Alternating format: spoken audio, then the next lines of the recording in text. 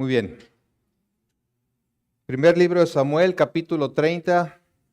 Hoy es domingo 6 de agosto de 2023 y continuamos profundizando en esta serie basada en el primer libro de Samuel.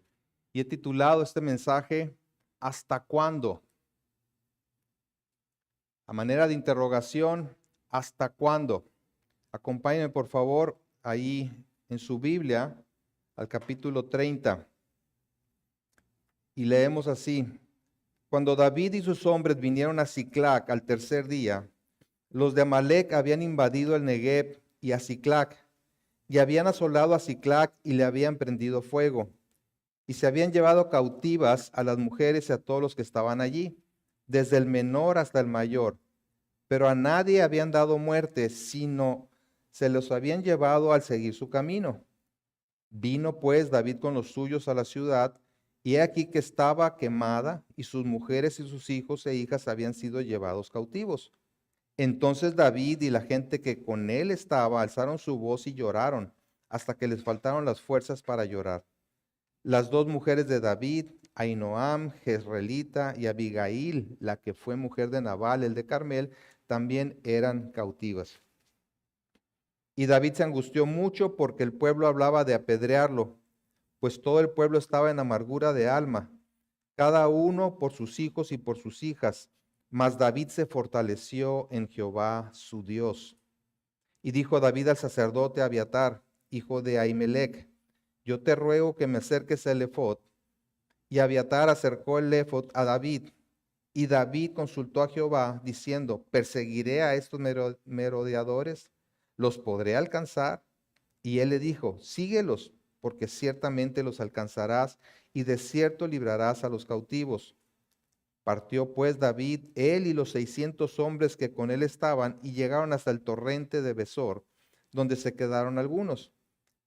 Y David siguió adelante con 400 hombres, porque se quedaron atrás 200, que cansados no pudieron pasar el torrente de Besor.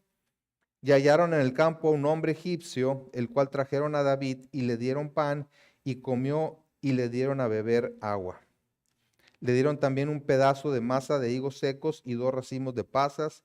Y luego que comió, volvió en él su espíritu, porque no había comido pan ni bebido agua en 3 días y 3 noches.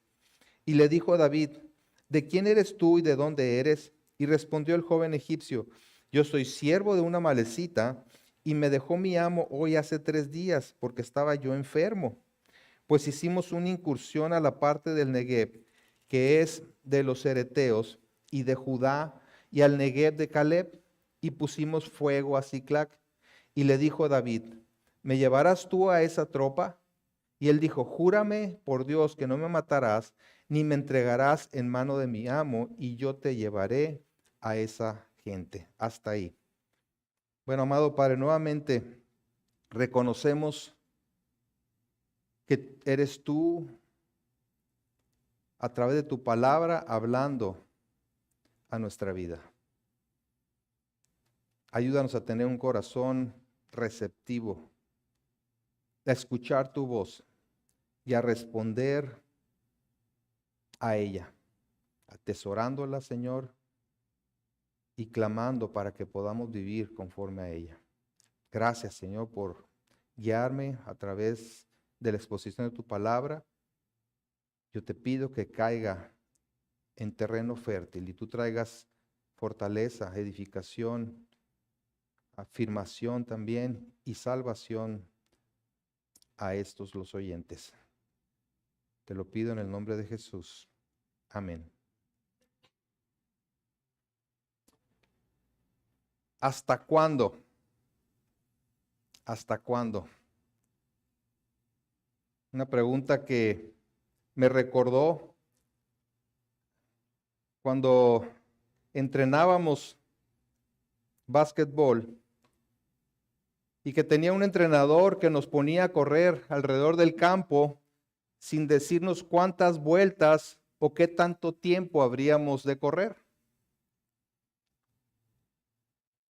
Pero si a alguien se le ocurría preguntarle si ya era suficiente o cuánto faltaba, le agregaba más vueltas. Pero no solamente al que preguntaba, sino a todo el equipo. Así es que ya se imaginarán si a alguien se le ocurría preguntar, ¿ya? Porque no nomás íbamos a recibir más vueltas los demás, sino creo que le íbamos a dar pamba a ese que preguntó. Era una manera de decirnos que no nos preocupáramos por eso, que Él sabía lo que estaba haciendo y solamente confiáramos en Él mientras adquiríamos mayor condición física. Pero no solo eso, sino que también aprendíamos disciplina. Aprendíamos a obedecer a nuestro entrenador sin estar cuestionando sus decisiones. Pienso en la vida de David y veo algo similar. Dios lo está entrenando para ser rey de Israel. Lo había ungido como rey, ahora lo está entrenando para asumir esa responsabilidad, sometiéndolo a una serie de pruebas para fortalecer su carácter y que sea un rey diferente a Saúl. Un rey que confíe en el Señor y le obedezca sin condición. Y durante este proceso veo a David de alguna manera diciéndole al Señor, ¿hasta cuándo? ¿Cuántas vueltas me faltan? ¿Qué tanto más seguiré huyendo de mi perseguidor? ¿Y cuándo se acabarán mis aflicciones?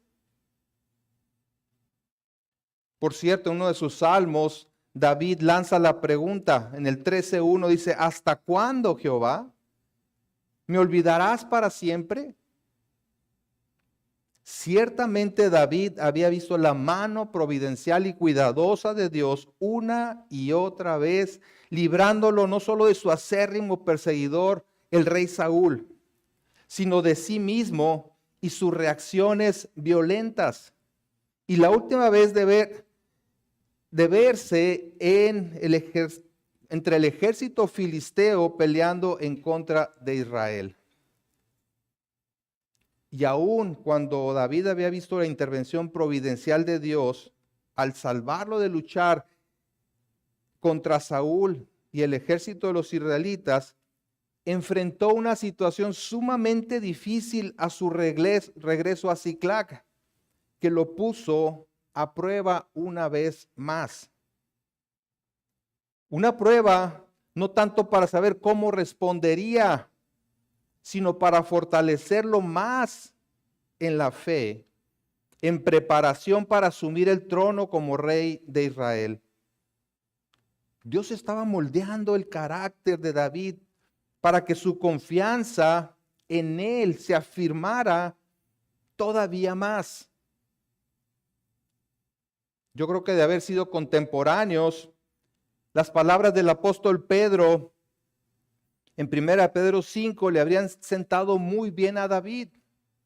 En 1 Pedro 5:10 dice, mas el Dios de toda gracia, que nos llamó a su gloria eterna en Jesucristo, después que hayáis padecido un poco de tiempo, Él mismo os perfeccione, afirme, fortalezca y establezca.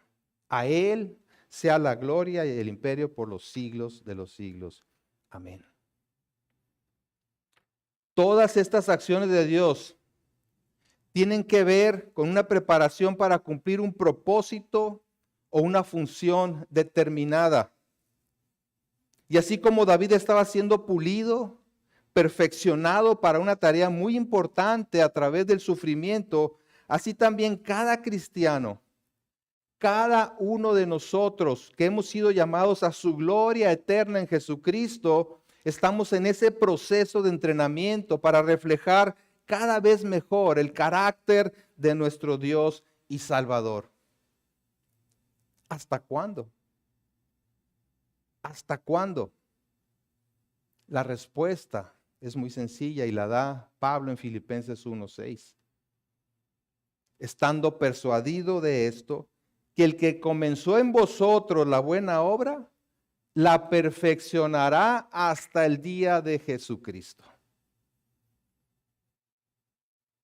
Es decir, hasta que el Señor venga o que vayamos a su presencia. Y esta pudiera ser una respuesta no muy consoladora. O sea, que van a seguir mis problemas. ¿Va a seguir mi sufrimiento? Pero si vemos lo que ha estado ocurriendo en la vida de David, es todo lo contrario. Porque vemos que aun cuando él mismo, David mismo, se metía en problemas, Dios lo rescataba una y otra vez. Hemos visto y seguiremos viendo la mano providencial de Dios cuidando a David y llevando a cabo a la perfección sus planes y propósitos.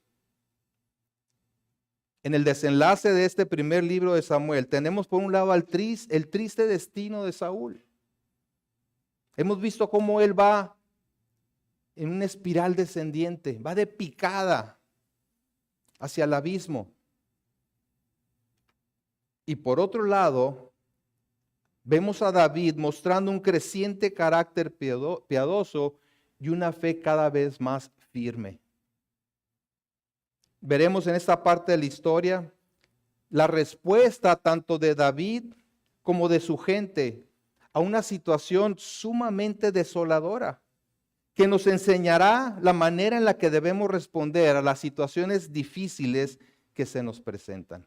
Repito, veremos en esta parte de la historia la respuesta tanto de David como de su gente a una situación sumamente desoladora, que nos enseñará la manera en la que debemos responder a las situaciones difíciles que se nos presentan en la vida. Veamos en primer lugar el panorama desolador. El panorama desolador. Mientras David se preparaba junto con sus hombres para unirse al ejército filisteo en contra de Israel, los amalecistas invadieron Siclag, llevándose cautivas a todas las familias que estaban allí, entre quienes estaban las mujeres y los hijos e hijas de David. Las consecuencias de las decisiones de David se estaban acumulando. Recordemos que él decidió pasarse a la tierra de los filisteos, particularmente a Siclag, a refugiarse de la persecución de Saúl. Vamos al versículo 1, dice: cuando David y sus hombres vinieron a Siclag al tercer día, los de Amalec habían invadido el Negev y a Siclag, y habían asolado a Siclag y le habían prendido fuego, y se habían llevado cautivas a las mujeres y a todos los que estaban allí, desde el menor hasta el mayor. Pero a nadie habían dado muerte, sino se los habían llevado al seguir su camino. Vino pues David con los suyos a la ciudad, y he aquí que estaba quemada, y sus mujeres y sus hijos e hijas habían sido llevados cautivos. La situación era realmente devastadora. Imagínate llegar a tu ciudad después de estar ausente y encontrarte con todo quemado y sin rastros de los habitantes. ¿Dónde está tu familia? ¿Quién se los llevó? ¿En qué condición están? ¿A dónde se los llevaron? ¿Qué van a hacer con ellos? Nosotros sabemos que fueron los amalecitas, porque el narrador nos lo está diciendo. Pero David no lo sabía. Y por lo general David dejaba una parte de su ejército cuidando a sus familias cuando ellos salían a alguna campaña de guerra. Pero en esta ocasión había marchado con sus 600 hombres, dejando desprotegida la ciudad de refugio. Y una aplicación temprana es que los cristianos debemos tener cuidado de no enredarnos en asuntos con los incrédulos al grado de dejar desprotegidas a nuestras propias familias. ¿A qué actividad le dedicamos tanto tiempo que descuidamos el bienestar espiritual y emocional de nuestra familia y aún nuestro propio crecimiento espiritual. Bueno, cuando llegaron David y sus hombres a Siclag, de cierta manera aliviados de haber sido librados de ir a la batalla en contra de los israelitas, cansados, seguramente habían caminado más de 90 kilómetros, y con el deseo de encontrarse con sus familias, se toparon con una verdadera tragedia. Lo único esperanzador hasta cierto punto era que no había muertos en el lugar, lo cual era un indicador de que se los habían llevado cautivos. Y lo más probable es que los mantuvieran como esclavos o los vendieran como esclavos. Así es que David y sus hombres se angustiaron muchísimo, llorando hasta que cayeron rendidos. Vean lo que dice el versículo 4. Entonces David y la gente que con él estaba alzaron su voz y lloraron hasta que les faltaron las fuerzas para llorar. Las dos mujeres de David, Ahinoam jezreelita y Abigail, la que fue mujer de Nabal, el de Carmel, también eran cautivas. El dolor y la angustia de David y sus hombres no eran para menos. David era un hombre de fe, que confiaba en Dios, pero que, como ha quedado bien evidente, estaba sujeto a las debilidades y pasiones de todo hombre, como Moisés, como Elías, como el propio apóstol Pedro y tantos otros grandes personajes de la historia bíblica. La Biblia dice que los cristianos podemos entristecernos, pero no como aquellos que no tienen esperanza. Estos hombres estaban sufriendo la pérdida de sus familias. Y para agravar la situación, algunos de ellos se enfurecieron en contra de David, haciéndolo responsable de lo que había ocurrido, y planeaban matarlo a pedradas. Así que al panorama desolador se le agrega la reacción del grupo. Entonces vemos el panorama desolador y, en segundo lugar, que David está en apuros. Vean el versículo 6. Y David se angustió mucho porque el pueblo hablaba de apedrearlo. Y ese pueblo era sus hombres, sus seguidores. Pues todo el pueblo estaba en amargura de alma, cada uno por sus hijos y por sus hijas. Todos estaban sufriendo por igual. Y justo cuando las cosas parecían no poder estar más mal, es precisamente cuando se pusieron peor.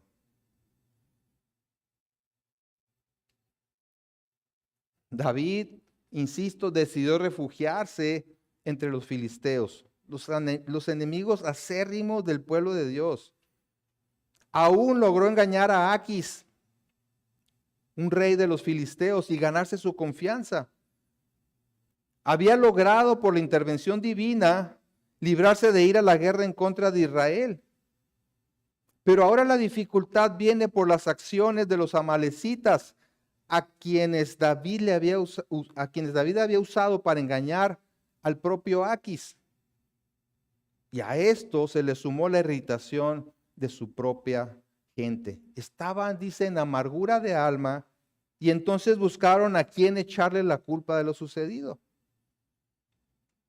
Eso es una tendencia muy común en los humanos, para no decir tuya y mía. ¿Sí? Cuando alguien está resentido y amargado, busca alrededor a qué o a quién culpar de lo que sucede. Ciertamente, David, como líder, era en parte responsable de lo sucedido. Pero los hombres que lo acompañaban habían manifestado su apoyo incondicional. Solo que ahora que las cosas no salieron bien, tenían que encontrar sobre quién descargar su ira y su frustración. Esa es la carga de un líder. Ese es el peso que lleva un líder sobre sus hombros. Ya sea el jefe de familia, el pastor en la iglesia, el jefe en el trabajo o en cualquier actividad que involucre dirigir a un grupo. Si las cosas salen bien, lo dan por sentado. Pero si algo sale mal, se le van encima culpándolo de todo. Le sucedió a Moisés, el gran libertador usado por Dios. Acompáñenme en su Biblia a Éxodo 17.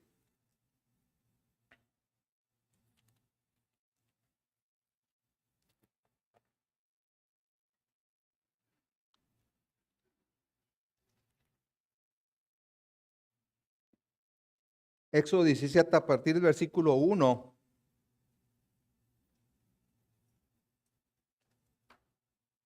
El pueblo de Israel había sido liberado de la esclavitud en Egipto con señales y prodigios que Dios hizo a través de su líder, de Moisés.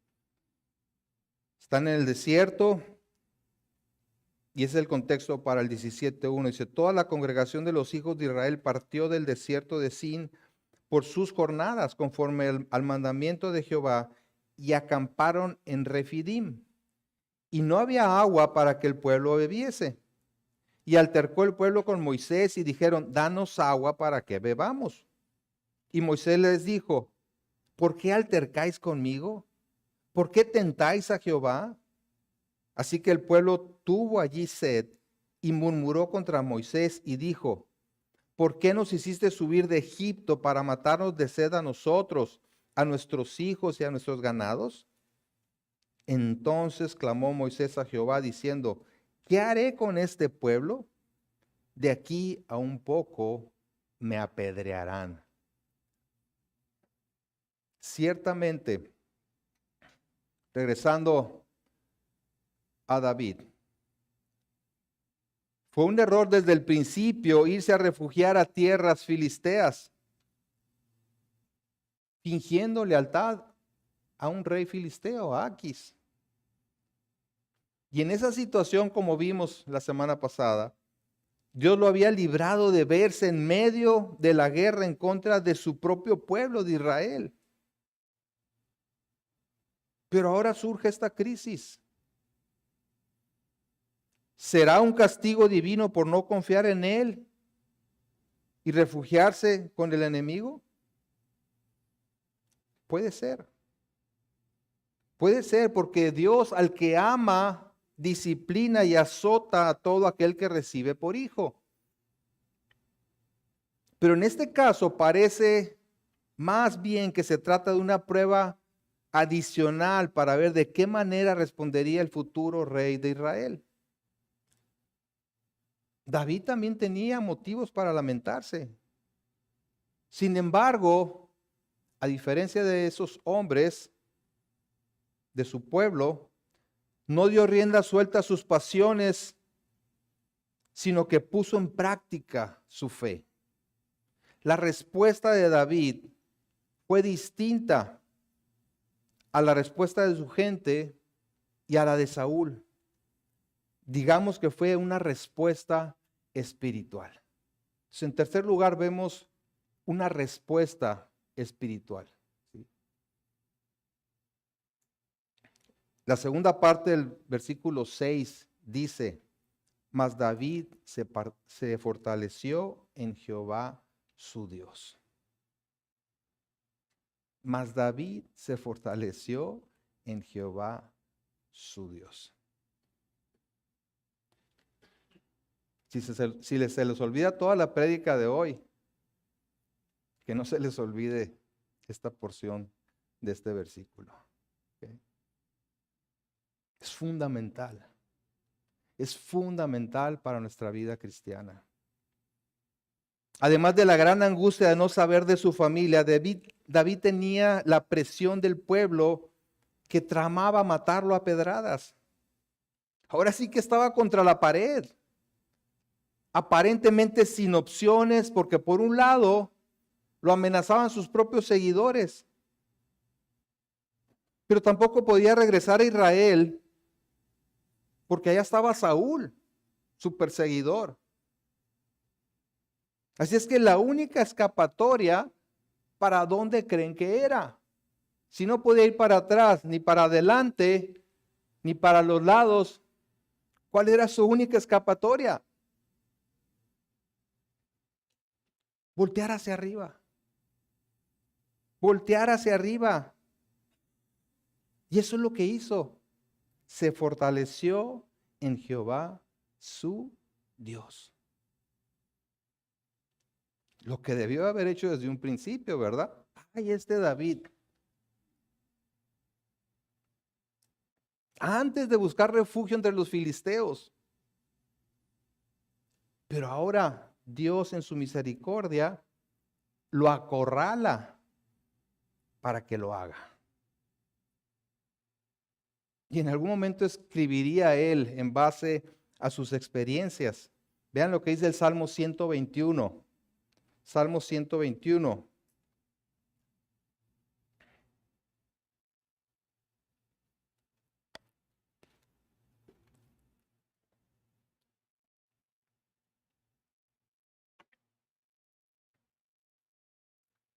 Salmo 121, versículo 1 dice: alzaré mis ojos a los montes.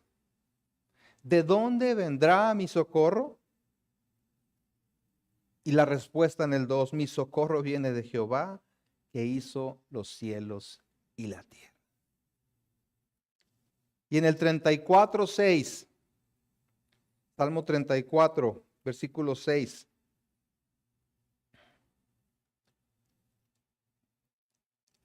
Dice, este pobre clamó y le oyó Jehová. Y lo libró de todas sus angustias. El ángel de Jehová acampa alrededor de los que le temen y los defiende. Gustad y ved que es bueno Jehová. Dichoso el hombre que ¿qué? Que confía en él. Bienaventurado el hombre que confía en él. Qué triste, ¿verdad? Que muchas veces tengamos que vernos amenazados por las circunstancias para voltear hacia arriba y clamar por ayuda, cuando debería ser siempre nuestra primera opción. Siempre nuestra primera opción. Y esta respuesta de David marca un claro contraste con la manera en la que Saúl respondió ante la nueva amenaza de los filisteos. Recuerdan el capítulo 28. Quiso consultar a Dios cuando antes lo había desobedecido. Buscó un encuentro con el muerto Saúl, a quien había ignorado por tanto tiempo, y recurrió a una adivina cuando había mandado matar a todos los adivinos. Por su parte, David se fortaleció en el Señor. Esa era la respuesta correcta de David y es la respuesta que todo hijo de Dios debe tener. El apóstol Pablo en Efesios 6, versículo 10 dice, por lo demás, hermanos, fortaleceos en el Señor y en el poder de su fuerza. Y después de esa exhortación, Pablo explica que fortalecerse en el Señor significa vestirse de toda la armadura de Dios, que en síntesis es el evangelio de la gracia en Jesucristo. Entonces, David se fortaleció en Dios. ¿Y cómo lo hizo? ¿Cómo me fortalezco en el Señor? La respuesta la vemos ahí mismo. En primer lugar, escuchando la voz de Dios y en segundo lugar, obedeciendo, actuando de acuerdo a la palabra de Dios. Así es que en primer lugar, Dios escucha la voz de Dios. David, escucha la voz de Dios. Buscó la sabiduría y guianza de Dios. Vean el versículo 7. Y dijo David al sacerdote Abiatar, hijo de Ahimelech, yo te ruego que me acerques el éfod y Abiatar cercó el éfod a David. Y David consultó a Jehová diciendo, ¿perseguiré a estos merodeadores? ¿Los podré alcanzar? Y él le dijo, síguelos porque ciertamente los alcanzarás y de cierto librarás a los cautivos. Vemos aquí que David consulta a Dios para saber qué debe hacer. ¿Perseguiré a estos merodeadores? También le pregunta, ¿cuál será el resultado? ¿Los podré alcanzar? Es decir, no quería lanzarse a buscar y perseguir a los ladrones sin primero pedir consejo a Dios, demostrando de alguna manera que estaba aprendiendo de sus errores del pasado. Estaba aprendiendo a buscar a Dios antes de dar un paso, como irse a la tierra de los filisteos por las amenazas de Saúl. Ahora, ¿de qué manera escuchaban la voz de Dios? La verdad no lo sabemos. No lo sabemos. Lo que sí dice aquí es que les marcó claramente el camino a seguir. Y curiosamente, Abiatar era el único superviviente de entre los sacerdotes de Nob que Saúl había mandado matar. Y David acude a él como sacerdote para buscar la sabiduría de Dios. Hoy no requerimos de sacerdotes para consultar a Dios, ya que tenemos la palabra profética más segura, la Biblia, toda la revelación de Dios, por medio de la cual Dios nos habla y nos da dirección. Y tenemos acceso al lugar santísimo, a la misma presencia de Dios por el sacrificio de Cristo, quien es nuestro sumo sacerdote. La dificultad está muchas veces en el hecho de que Dios no nos da una respuesta tan directa como se la dio a David, que le dijo, síguelos, porque ciertamente los alcanzarás y de cierto librarás a los cautivos. Más seguridad no le podía dar, ¿verdad? Pero Dios sí nos proporciona los principios bíblicos para tomar decisiones conforme a su voluntad. Nunca nos pedirá que pequemos para obtener lo que deseamos. He ahí un punto de partida muy importante. Eso que deseas, si la manera de obtenerlo es pecaminosa, no es la voluntad de Dios. No te engañes.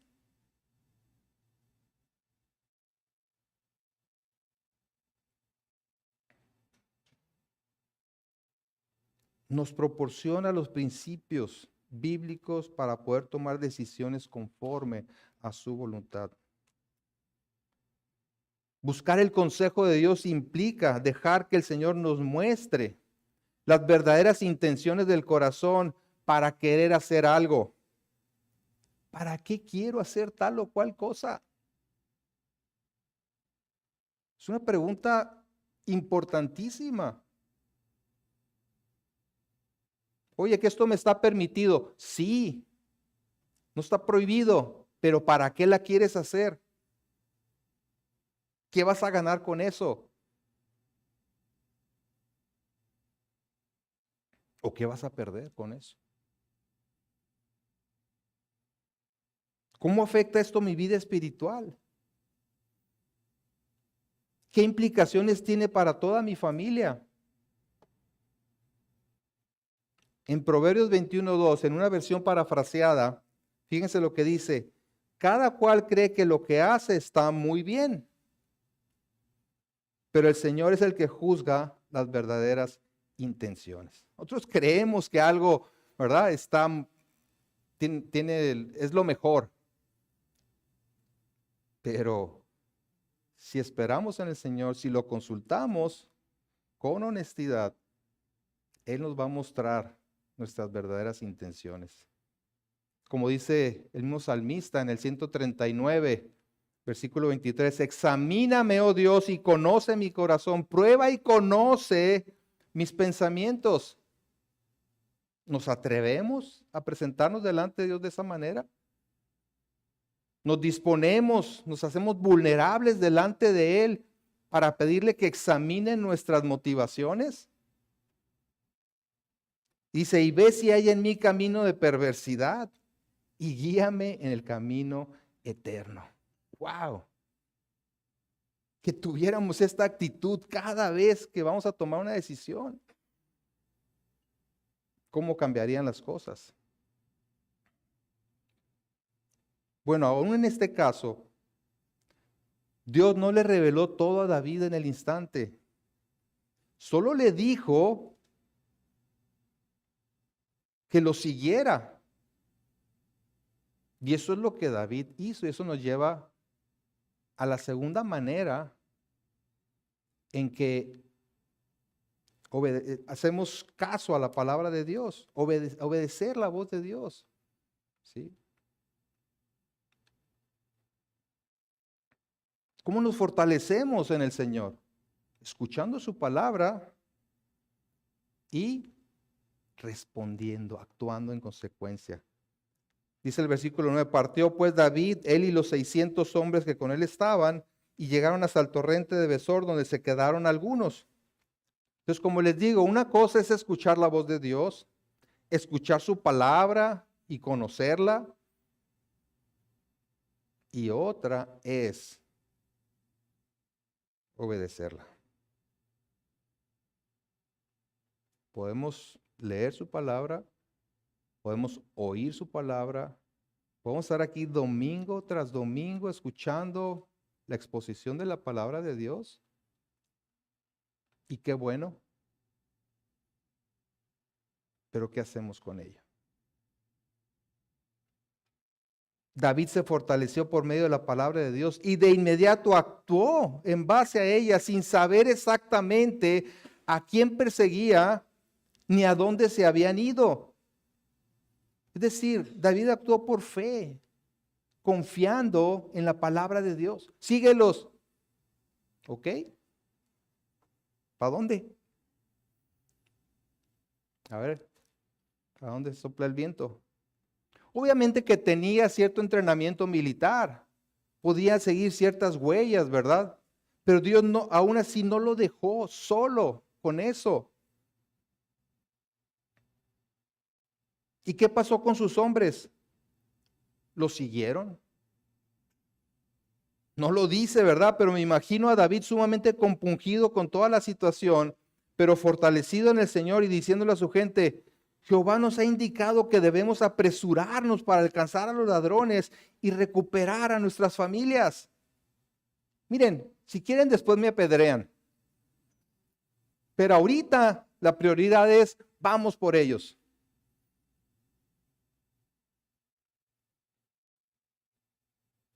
No dejemos que el enemigo saque ventaja. ¿Quién está conmigo? Y los 600 dijeron, yo.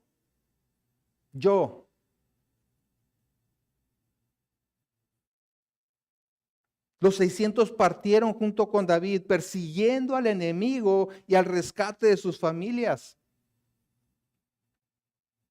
Al ver la fe de David, aún aquellos que planeaban matarlo, desistieron de ello y se unieron a la persecución. Entendieron que el enemigo no era David, sino aquellos que habían secuestrado a sus familias. Vemos aquí la importancia de que el cuerpo de Cristo trabaje unido en contra del verdadero enemigo. Si no identificamos al verdadero enemigo de Dios y de su iglesia, entonces será fácil dividirnos, caer en murmuraciones, en contenciones, en resentimientos los unos contra los otros y darle así lugar al enemigo.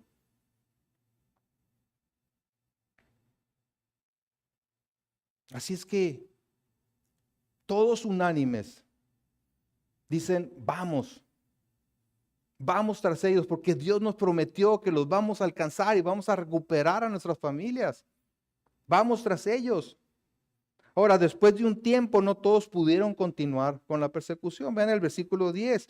Y David siguió adelante con 400 hombres porque se quedaron atrás 200 que cansados no pudieron pasar el torrente de Besor. Es decir, 200 de sus hombres ya no pudieron más. Tomemos en cuenta que venían de recorrer alrededor de 90 kilómetros hasta llegar a Siclac, recibir la trágica noticia y ahora continuar para lograr alcanzar a los ladrones. El punto es que no quisieran, sino que simplemente ya no podían continuar y seguramente el río estaba muy crecido y era difícil atravesarlo. Hay una gran diferencia, y lo vemos aquí, entre no poder continuar humanamente hablando y no hacerlo por quedarse lamentando su situación. No es que no quisieran y ya no podían. Digo, esos hombres tenían todas las razones para deprimirse y quedarse en Siclac lamentando su situación y culpando a David por todo. Pero no lo hicieron. Y eso indica que no solamente David se fortaleció en el Señor, sino también sus hombres lo siguieron, se fortalecieron en el Señor. Y esta situación también será una oportunidad más adelante para comprobar el carácter de David como líder. Y fue una gran prueba para David, puesto que implicaba seguir adelante con tan solo 2/3 partes de su ejército. No sabía de qué tamaño era el grupo ese de malhechores que habían secuestrado a sus familias. Lo que sí sabía era lo que Dios le había dicho. Los vas a alcanzar y vas a recuperar a tus familias. Y eso le bastó. Dijo, ok, no pueden. Perfecto, quédense. Los que sí pueden, vámonos. Y siguieron adelante. Le creyó a Dios a pesar de las circunstancias. Ahora, Dios nunca le dijo cómo lo haría. De manera que significaba continuar por fe. Y así lo hizo, confiando en Dios y su palabra. Pero al mismo tiempo David mostró gran comprensión para con los hombres que no podían seguir. No los condenó por no poder seguir.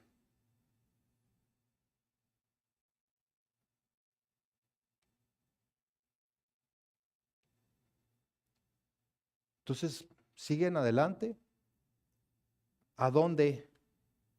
Bueno, pues eso nos lleva al siguiente punto, que es la manifestación de la providencia divina. Una vez más vemos a Dios respaldando su promesa con los recursos para poder llevar a cabo lo que está pidiendo. Vean en el versículo 11. Y hallaron en el campo a un hombre egipcio, el cual trajeron a David, y le dieron pan y comió, y le dieron a beber agua. Le dieron también un pedazo de masa de higos secos y 2 racimos de pasas. Y luego que comió, volvió en él su espíritu, es decir, se reanimó, ¿sí? Porque no había comido pan ni bebido agua en 3 días y 3 noches. Y le dijo a David, ¿de quién eres tú y de dónde eres? Y respondió el joven egipcio, yo soy siervo de una amalecita, y me dejó mi amo hace ya 3 días, porque estaba yo enfermo. El Señor no solamente le prometió a David que alcanzaría a los ladrones, sino que le proporcionó los medios para hacerlo. En este caso, a un hombre egipcio que yacía ahí medio muerto en el campo. Cuando le creemos y obedecemos, vemos a Dios disponiendo los medios para que se cumpla lo que Él ha prometido. Y fíjense que antes de saber quién era este hombre que estaba ahí tirado en el campo, David y sus hombres mostraron misericordia hacia él. Le dieron agua, lo alimentaron hasta que recuperó su aliento. La misericordia manifestada hacia el hombre egipcio que estaba muriendo fue clave para dar con los malhechores. Recordemos las palabras del Señor Jesús en el Sermón del Monte, donde dice: bienaventurados los misericordiosos, porque ellos alcanzarán misericordia. Y aunque esta promesa tiene un alcance mucho mayor, aquí se cumple de manera práctica. Ellos se mostraron misericordiosos con el desechado y abandonado, y fue este hombre el instrumento en las manos de Dios para guiarlos hacia los captores. Y resultó que era el siervo de una amalecita al que abandonaron por estar enfermo. El desechado por inservible fue el instrumento que Dios usó para guiar a David hacia los captores de sus familias. Pues este hombre, una vez que se recuperó, que recobró el aliento, le dijo a David lo que habían hecho y cómo habían quemado Siclac, y se comprometió a guiarlos hacia los amalecitas con tal de que no lo entregara a su antiguo amo ni lo matara. Vean el versículo 14 y el 15. Y pues hicimos una incursión en la parte del Negev, que es de los cereteos, y de Judá, y al Negev de Caleb, y pusimos fuego a Siclac. Y le dijo a David: ¿me llevarás tú a esa tropa? Y él dijo: júrame por Dios que no me matarás, ni me entregarás en mano de mi amo, y yo te llevaré a esa gente.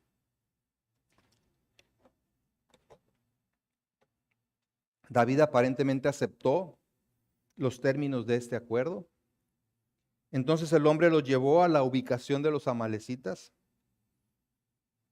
y narra, este joven egipcio narra cómo habían hecho incursiones en el Negev de los cereteos de Judá y de Caleb, es decir, en las tierras del sur. Además de que fueron los que prendieron fuego a Siclac.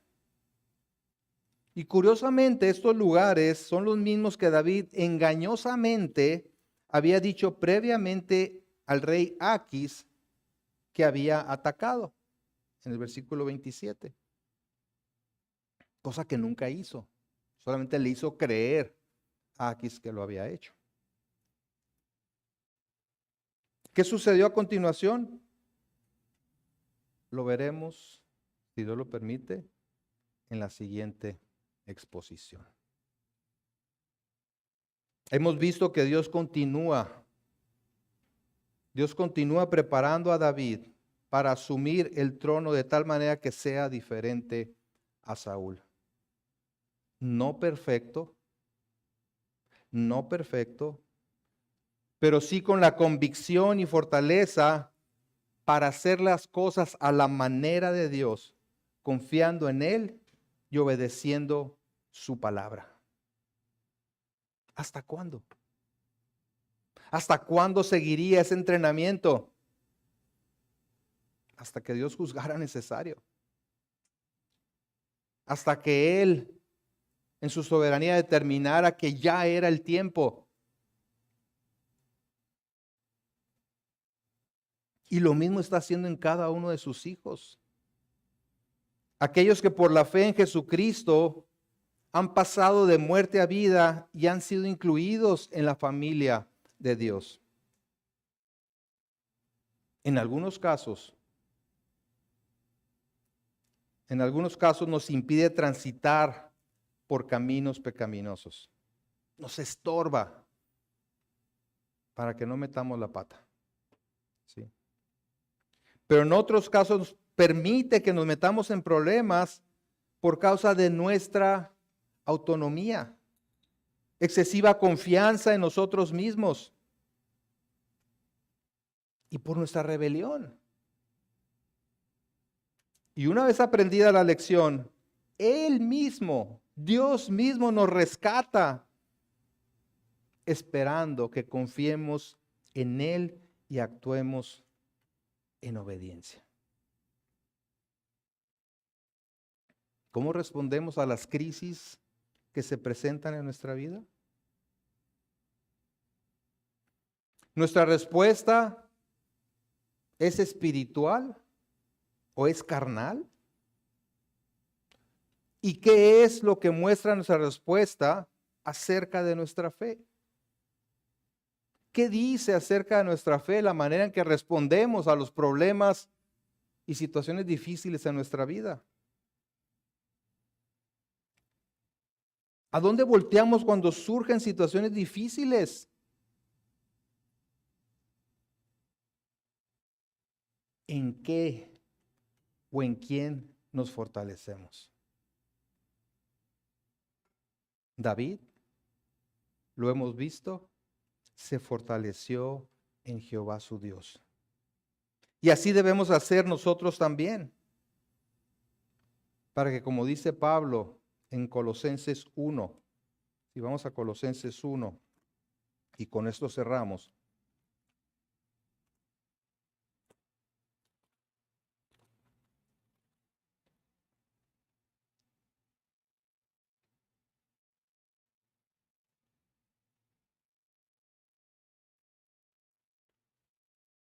Colosenses 1, versículo 10.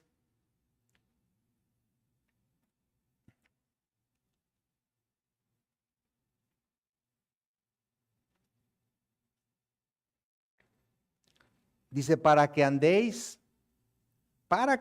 como es digno del Señor, agradándole en todo, llevando fruto en toda buena obra y creciendo en el conocimiento de Dios, fortalecidos con todo poder, conforme a la potencia de su gloria, para toda paciencia y longanimidad o tolerancia.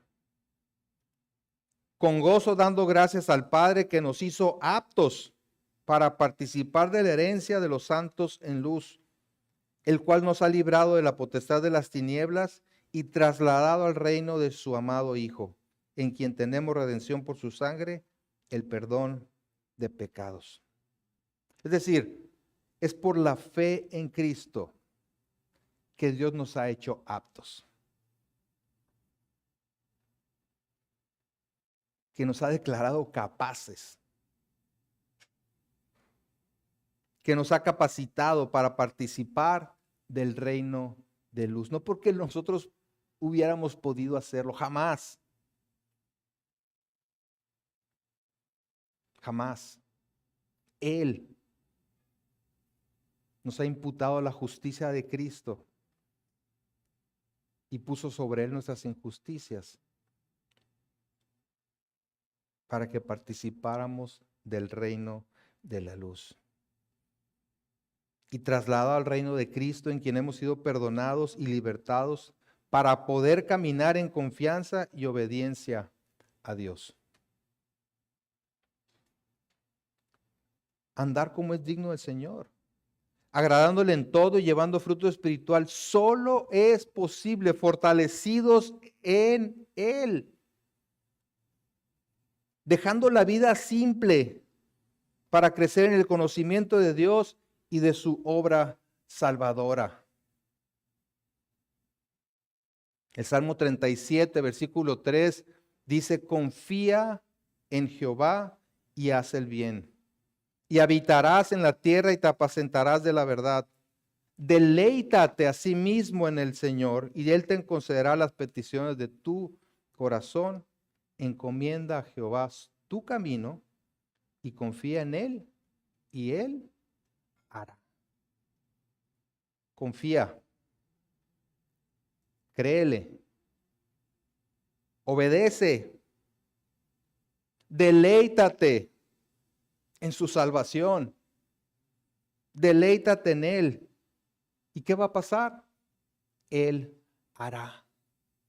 ¿Qué cosa hará? Dice el versículo 6, exhibirá tu justicia como la luz y tu derecho como el mediodía.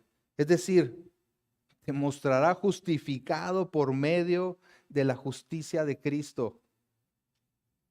Ese intercambio glorioso mediante el cual Cristo toma tus pecados, pagando con su vida por ellos, y te imparte su justicia perfecta, de tal manera que ahora te puedes presentar libre de todo pecado ante Dios. Meditemos, hermanos, meditemos en esto al participar juntos de la cena del Señor. Es la conmemoración de este hecho glorioso. Al participar de la cena del Señor, hacemos memoria del Evangelio de la gracia en Jesucristo.